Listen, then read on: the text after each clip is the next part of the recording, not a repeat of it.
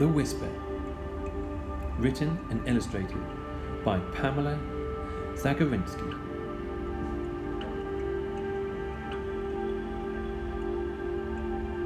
The Whisper by Pamela Zagarenski. There was once a little girl who loved stories. She loved how the words and pictures took her to new and secret places that existed in a world all of her own. The characters became her friends, and quite often she grew to love them. One afternoon, while waiting for school to be dismissed, the little girl noticed a mysterious book perched high on a single shelf. "What's that book?" she asked the teacher. "That is a magical book of stories," replied her teacher. "It was a gift from my grandmother when I was just about your age. I have an idea. Would you like to borrow it for the night?" "Oh, yes, please. Thank you," said the little girl, just as the clock struck 3. The teacher gave her the book, and with great anticipation, the little girl sprinted out the door and ran all the way home.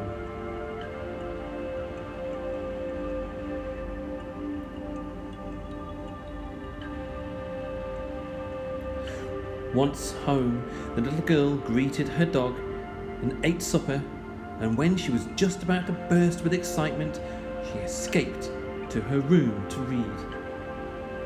The little girl opened the book and began turning through the pages one by one. Each picture was more beautiful and curious than the next. But by the time she arrived at the very last page, she could scarcely see, for her eyes were filled with tears. Where were the words? Where were the stories? "It's just not a book of stories without any words," she thought. As the little girl paged through the wordless book, she heard the wind blow and then a small whisper. "Dear little girl, don't be disappointed. You can imagine the words. You can imagine the stories. Start with a few simple words and imagine from there. Remember, beginnings, middles, and ends of stories can always be changed and imagined differently. There are never any rules, rights, or wrongs in imagination. Imagining just is imagining." The whisper sounded so knowing and wise to the little girl that she opened the book to the first page and began. At first, it felt difficult to imagine a story, so she looked hard at the picture. Are the bears best friends? She wondered. Maybe the blue bear is bringing honey as a gift. Bears love honey. Blue Bear's Visit. Now, that's a good title, she thought. But she began to tell herself a story. Blue Bear arrived at the first day of spring. He promised. The little girl studied the second picture. There's that little rabbit again, she thought. I wonder what that man is saying to that magnificent ox. I know. The secret. Mr. Ox, you must please promise not to tell anyone, but we need your help. Last week,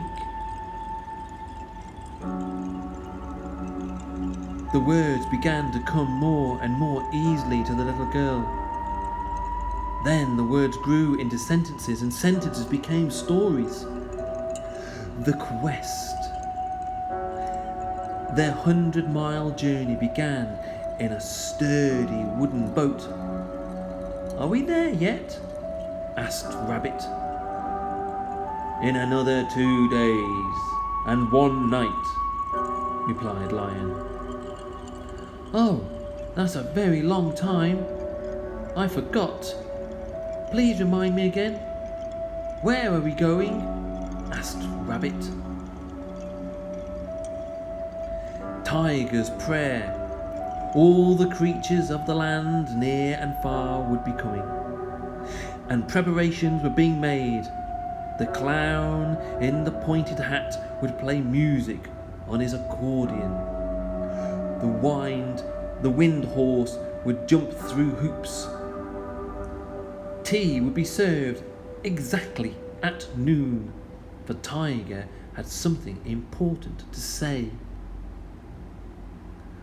A birthday party. As instructed, we arrived at exactly 3:33. 1 4-leaf clover and a large pot of hot, steeping tea had been purposely placed near the entrance of the woods. An owl perched in the tree to our left asked, "Who?" And we promptly replied and answered with a secret password. Our job was to bring the birthday cake, vanilla with vanilla cream frosting and black raspberry filling with exactly 6 candles on top. Pan was very particular and you could never quite know what to expect, but he insisted on throwing the surprise birthday party for the magical cloak. One night, a mysterious man in an elaborate cloak sailed into our harbour. Quite quickly it became obvious to us that he was some kind of wizard or magician, for he could blow bubbles in the shape of things. What was more extraordinary was that the bubbles, once released, became real. Before long, enormous white whales filled our once calm harbour. Amazing as it was to see, we had to do something quickly too. The golden key. That very morning, Owl told us he would pick us up at midnight. We must be on time and prepared for anything. He held a small golden key tightly in his beak as we flew into the indigo night sky. We were ready to face. Word by word, hour by hour, the little girl imagined an entire story for each page. And when the moon was full and bright, she grew sleepy and drifted off into a dream world woven out of the threads of the pictures and the stories she had imagined. When she woke, the little girl felt grateful for the small, knowing whisper. Already she missed her new friends, the ox, the owl, and the tiger. She yearned to open the book once again, but the sun was up over the horizon, and the birds were already fluttering and tweeting, chirping their morning songs. She did not want to be late for school, so she tidied herself, scooped up the book, and rushed out the door. Along the path, she met a fox holding a curiously round package.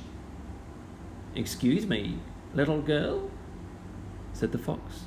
"I believe I have the words to your book. I saw them spill away, and because I am a very clever kind of fox, I caught them in my nets just before they drifted too far off." "Oh, thank you," replied the little girl, feeling a little bit confused. "Now, please, before you leave, could I bother you for a small favour?" asked the fox. "Why, of course," answered the little girl. The fox thanked the little girl, and the little girl thanked the fox, and she gathered the book and the bundle of words and hurried down the path to go to school once more. "I am sorry I am late," said the little girl, still catching her breath.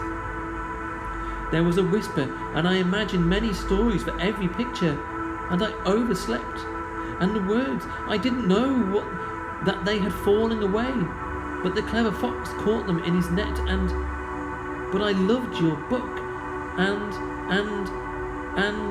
I almost forgot. Thank you. I have so many stories to tell. I can't wait to hear, replied the teacher with a big smile. The Fox and the Grapes.